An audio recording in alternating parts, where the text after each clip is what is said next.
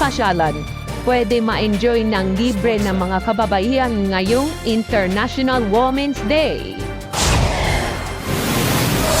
At ang pagbigay-pugay ng mga kapuso sa yumaong multi-awarded actress na si Jacqueline Jose.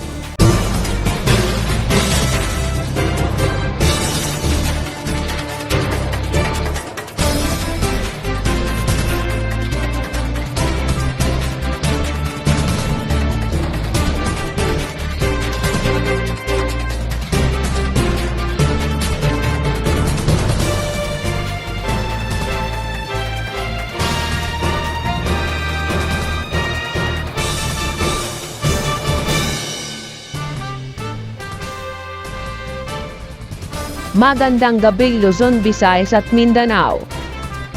Natuntun sa Bulacan ang pinagmumulan umano ng malaswang larawan na ilalako ng mga dayuhang parokyano online. Nabisto yan ng mga otoridad kasunod ng pagkaaresto sa isang Australian national sa Thailand. Ang nakapaglulunob, mismong pamangkin na kapitbahay na edad 6 at 9 na taong gulang lang ang biniktima ng sospek. Narito ang pagtutok ni Ramon Angeles.